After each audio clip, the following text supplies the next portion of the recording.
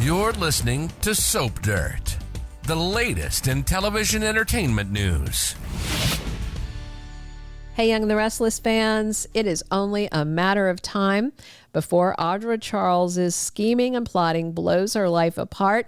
And while she's going to be a town pariah, we could see Holden Novak sliding up beside her looking to pounce while she is at a low point. It's Belinda from Soap Dirt, and we're going to talk about how Audra loses everything and how that could give Holden the opportunity he has been waiting for. And hey, if you're not already following us, please click that subscribe.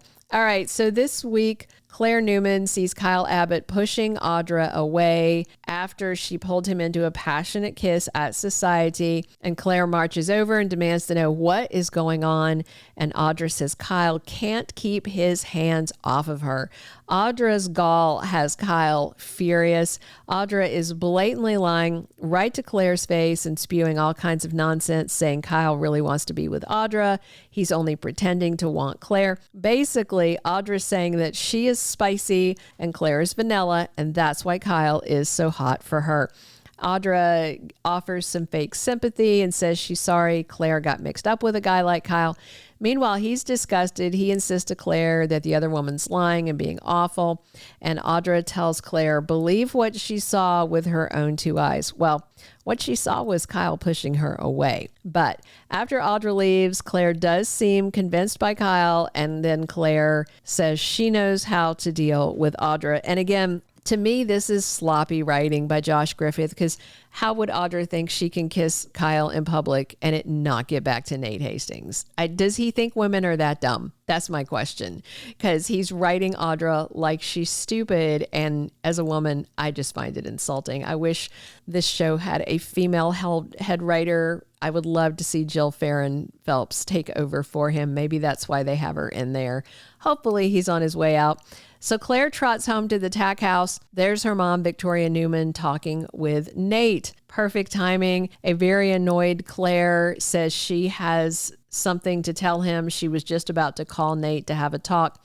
But Victoria can tell what Claire's about to do, that she's about to drop that bombshell on Nate about Audra. And Victoria interrupts to tell Claire, listen, Nate's on his way to Chicago to bury his brother, Damian Kane. So Claire gets the hint and she zips it. But after Nate leaves, Claire tells Victoria, okay, fine, I'll wait to tell Nate what kind of woman he's dating. But she vows that when Nate is back from Chicago, she is going to tell him all about Audra's deal with Victor to split Claire and Kyle up and all the shady things she's been doing. And let's be real, Nate is already suspicious about Audra and Victor. She's been lying to Nate's face for months and just lied again when Audra said she was the one who cut Victor out of Abrante, and she's still pretending that her business is going to happen. Audra figures out real quick, I think, that she pushed Claire too far, because Nate shows up and says, oh yeah, I was at Victoria's and Claire came in acting weird and was about to tell me something. But then Victoria stopped her. And of course, Audra knows exactly what Claire was going to tell Nate, but Audra's playing it cool in front of Nate. And then when he leaves, Audra says to herself, little Miss Claire wants to go to war. War it is, but I don't know if she is actually equipped. I think Audra is really underestimating Claire, who was raised by Jordan, who is so much more dangerous and diabolical than Audra could ever dare to be. So I think she has no idea who she's playing with. Clearly, Audra's furious. She knows Claire is going to spill the beans to Nate. And despite Audra declaring war, I mean, what can she do? Of course, she's going to try to get out in front of it. But bottom line, a lot of people saw her flirting with Kyle in France. And I don't think Nate is going to believe her over Claire, Victoria, Nikki, and others. And heck, Victor might even tell him, oh yeah, I was totally paying her to do this. He doesn't care. He hates Audra. In the end, Audra can't stop Nate from finding out what she did. It's inevitable. And she talked down to Claire, and now she's on a mission to blow up Audra's relationship, just like Audra tried to blow up Claire and Kyle. Only nobody's paying Claire to do it. Her price is revenge. So once Nate is back from Chicago, it's only a matter of time before he finds out. And from there, I absolutely expect him to dump Audra like a bag of dirty laundry. Not only did she lie repeatedly for covering up for the Victor thing, but she was also basically prostituting herself for startup capital. It's skeevy. Nate's not going to like it. They're going to be done. And there's about to be nobody in Audra's corner except her BFF, Sally Spectra, and one other person, Holden Novak. As of now, Audra's got no money to jumpstart her new business, Vibrante. She's got no job to help invest in it. Victor pulled out. He and the other Newmans despise her. The Abbotts hate her for what Audra is doing to Kyle and Claire. The Winters family already didn't like Audra, and once they find out about this Kyle thing, Devon and Lily will tear into her over hurting Nate and betraying him. Billy Abbott might even heap some hate on her because she messed with his nephew Kyle, and Phyllis Summers is no fan of anybody who spends time with Sally Spectra, who Phyllis jealously despises.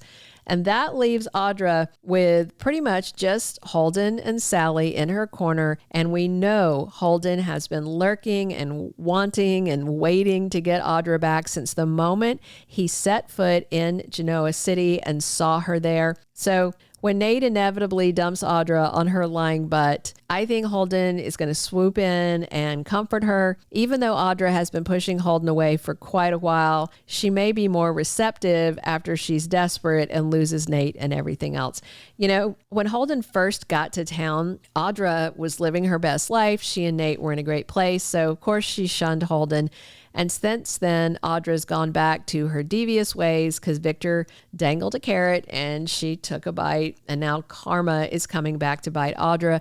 Also, Holden may be on her side because he also has nobody. With Damien dead, Holden really only has Kane Ashby, and he's not his friend. That's just his employer. Holden has nobody else in town. He had orders to get close to Mariah Copeland, Chelsea Lawson, and Claire, but of course, Chelsea already clocked Holden's bad intent because of her con woman ways.